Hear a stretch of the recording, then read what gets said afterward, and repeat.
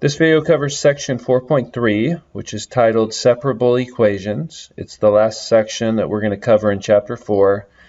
And in it, we're going to look at a solution technique for finding exact solutions to differential equations. There are many applications to differential equations of this format. And when you take Math 240, differential equations, you're going to look at a bunch of other different methods for solving differential equations. But basically, when you have a separable differential equation, you'll always be able to rewrite it in a form where you have a function of x times a function of y on one side, and then the other side is the derivative. Of course, y prime is the same thing as dy dx. And when that is the case, so when you have this form, you can move things around so you get everything in terms of x on one side and everything in terms of y on the other side. For example, we could divide both sides by g of y, which is going to give you dy over g of y. And then you can multiply both sides by dx, which is going to give you f of x dx. And so now this differentiable has been separated into something that we can integrate on both sides, and that's exactly what we're going to do. So we need, in step 2 here, we need to rewrite our differential equation, and then in step 3, we're going to integrate both sides. So let's go ahead and jump into an example. Example 1 says solve dy dx equals x times y. And this is a very basic, straightforward solution. So we have dy dx equals x times y. And then we're going to separate everything. We're going to separate it so the y's are on the left and the x's are on the right. And so we end up with basically 1 over y dy equals x dx. And what we want to do now is integrate both sides. This is always the next step. So we're going to integrate the left side and we're going to integrate the right side. And when we do that, of course, we know on the left side, when we have 1 over y, that's the natural log of the absolute value of y plus c, right? And then on the right side, we end up with 1/2 times x squared plus c.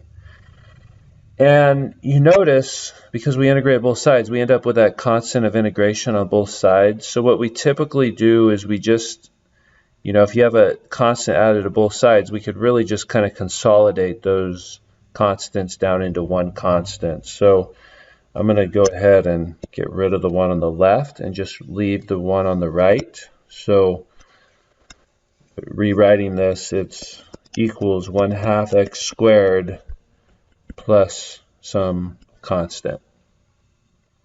And then if we can, we're not always able to, but if we can, we want to solve for y if possible. So in this one, we can go ahead and do that. In order to get the y by itself, we have this natural log in front. And hopefully you remember from algebra and pre-calculus how to do that. We're going to use e. So if we use e on both sides, we end up with the absolute value of y equals e to the 1/2 x squared plus c. And then we can use exponential properties to rewrite the right-hand side. We can use the power rule. And we're using it backwards, because let's go ahead and write out the power rule. The power rule says that when you take and you multiply two exponents, x to the m power times x to the n power, you go ahead and add those powers. Well, we are going to work from right to left because we have e to the product of two quantities, so we can rewrite that as the product of two exponents. So we can rewrite it as e to the 1/2 x squared times e to the c. And of course, e to the c, e to a constant, is just another constant. So I'm going to go ahead and write that. So when we say e to a constant, that's equal to some other constant. Let's call it k. Okay? So instead of e to the c, we're going to have times k, and I can write that k at the front. So we have k times e to the 1/2 x squared. Okay? And absolute value, you have absolute value of y, and I want to get y by itself. Well, that's just equal to this right stuff could be the positive or the negative of that. So plus or minus k e to the 1/2 x squared. Again, plus or minus a constant is still just another constant. So really, we could drop that plus or minus and just have a solution of y equals k times e to the 1/2 x squared. And that is how we solve a differential equation that is separable. So we'll look at another example here. Example 2 is another differential equation, and you'll notice the way it starts, it's not immediately obvious that it's separable. But after looking at it for a little bit, we can see that, oh yeah, on the right-hand side, let's go ahead and factor out x squared. If we factored out x squared, we'd be left with y squared plus 1. And then after it's factored, now you can see it's a function of x times a function of y. And we can go ahead and separate. We can write it as dy over y squared plus 1 equals x squared dx. And again, we integrate both sides. So we integrate the left, we integrate the right. The one on the right is very simple. That's just going to be 1/3 x cubed plus a constant. Now the one on the left, that may or may not be recognizable to you. You could actually figure it out using the trig substitution method that we learned about in chapter 3. But this is also a rule that we do see quite often. If you go to the front of your note module, I already have another tab here opened to the table of basic integrals. This is on page 4 of your note module.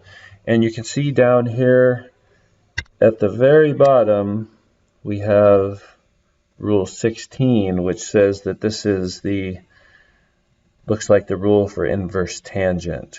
So, except that a is 1 in this case. So our integral looks like the integral of du over 1 plus u squared, which means a equals 1, which means this is going to be just inverse tangent of u plus c.